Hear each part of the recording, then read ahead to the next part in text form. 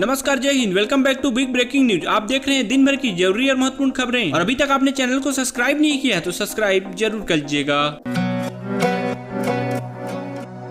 BJP उम्मीदवार प्रवेश वर्मा ने न्यूज चैनल के माध्यम से केजरीवाल को बड़ी चुनौती दी है। उन्होंने एबीपी न्यूज से बात करते हुए चित्रा त्रिपाठी से रिक्वेस्ट करते हुए कहा कि नई दिल्ली विधानसभा चुनाव से केजरीवाल को भागने मत दीजिएगा। उन्होंने आगे कहा, कहीं ऐसा ना हो कि केजरीवाल अपना नॉमिनेशन कहीं और से फाइल करे। मैं केवल आपके चैनल को एक मेरा रिक्वेस्ट करना चाहता हूं और मैं चित्रा त्रिपाठी जी को एक मेरा रिक्वेस्ट करना चाहता हूं कि केजरीवाल को यहां से भागने मत दीजिएगा।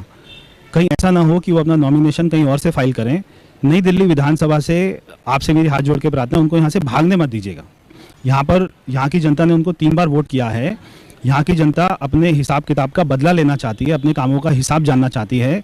आप केजरीवाल को यहाँ से भागने मत दीजिएगा। इस बीच चुनाव आयोग के तारीखों के ऐलान के बाद दिल्ली बीजेपी अध्यक्ष वीरेंद्र सचदेवा की पहली प्रतिक्रिया देखने को मिली है। इस दौरान उन्होंने कहा कि 5 फरवरी को दिल्ली में बदलाव का दिन है और दिल्ली में बीजेपी की सरकार बनने जा रही है। साथ ही इस दौरान उन्होंने आम आदमी पार्टी की ओर से लॉन्च की गई सॉन्ग फिर आएंगे केजरीवाल को लेकर जब सवाल पूछा गया तो उन्होंने ये कहा, मैं ये कह रहा हूँ फिर जाएंगे केजरीवाल, तिहाड़ जाएंगे केजरीवाल। इस बीच बीजेपी नेता कपिल मिश्रा ने भी आम आदमी पार्टी पर बड़ा हमला बोला है। उन्होंने सोशल मीडिया पर यह पोस्ट करते हुए आम आदमी पर निशाना साधा है और कहा कि दिल्ली का चुनाव इस बार दिल्ली की जनता वर्सेस आपदा है। 10 साल के लूट और झूठ का हिसाब किताब होगा। बहाना नहीं, बदलाव चाहिए, बीजेपी की सरकार चाहिए। इस बीच यूपी में होने वाले महाकुंभ मेले को लेकर टी राजा सिंह का बड़ा स्टेटमेंट देखने को मिला है। उन्होंने पहले तो वीडियो पोस्ट करते हुए महापर्व की सभी को शुभकामनाएं दी और साथ ही उन्होंने महाकुंभ मेले के जमीन को वक्फ बोर्ड की जमीन होने के दावा करने वाले मौलानाओं पर तीखी प्रतिक्रिया व्यक्त की है। इस दौरान उन्होंने सीएम योगी से बड़ी अपील करते हुए ये कहा, कुछ मुल्ले ये कहते हैं कि जहां पर महाकुंभ हो रहा है वहां 35 एकड़ जमीन वक्फ बोर्ड की है। तो मैं उन मुल्लों को पूछना चाहूंगा कि बेटा, जब ये प्रयागराज प्रारंभ हुआ है ना, तब से लेकर अब तक हजारों वर्ष हो गए। जब तुम्हारी नस्ल पैदा भी नहीं हुई थी इस धरती पे, तब से महाकुंभ का आयोजन किया जा रहा है। हमारे महाकुंभ के ऊपर तुम लोगों की बुरी निगाहगिरी है।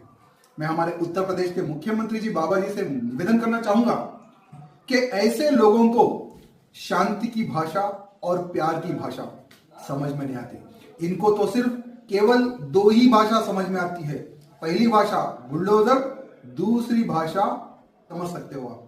इनको ये 2 ही भाषाओं से समझाने की आवश्यकता है। जब तक ऐसे लोगों को हम इनकी भाषा में अगर नहीं समझाएंगे, आने वाले समय में हर प्राचीन चीजों के ऊपर वक्फ बोर्ड का दावा ठोकने का ये लोग प्रयत्न करेंगे। तो उधर कनाडा में जस्टिन ट्रूडो के इस्तीफे पर सुशांत सिन्हा का मजेदार रिएक्शन देखने को मिला है। उन्होंने यह पोस्ट करते हुए कहा कि खालिस्तानियों के फूफा को आखिरकार बोरिया बिस्तर समेटना पड़ गया। भाई साहब ने इस्तीफे का ऐलान कर दिया है। उन्होंने आगे कहा कि अब भाई चाहे तो कनाडा में खालिस्तान बनाकर वहाँ के पीएम बन जाए और वहाँ से भारत और पीएम मोदी से भिड़ने का एक और असफल प्रयास करके देख ले। वैसे अभी वो कॉमेडियन पन्नू का वीडियो आना भी तो बाकी है, जिसमें वे मंगल ग्रह पर 7 दिनों में हमले की धमकी देगा। तो उधर अखिलेश यादव के बेहद करीबी माने जाने वाले सपा नेता कैश खान के अवैध रूप से बने मैरिज हॉल को प्रशासन ने बुलडोजर से ध्वस्त कर दिया है। दरअसल सपा नेता कैश खान ने नगर पालिका की सड़क पर अवैध कब्जा कर निर्माण कार्य को अंजाम दिया था और वहीं नोटिस जारी करने के बाद प्रशासन द्वारा यह बड़ा कार्रवाई देखने को मिला। तो वहीं एसडीएम ने बताया कि नगर पालिका की ओर से कई बार अवैध कब्जे को हटाने के लिए नोटिस जारी किया गया था और अमल न होने पर कार्रवाई की गई है।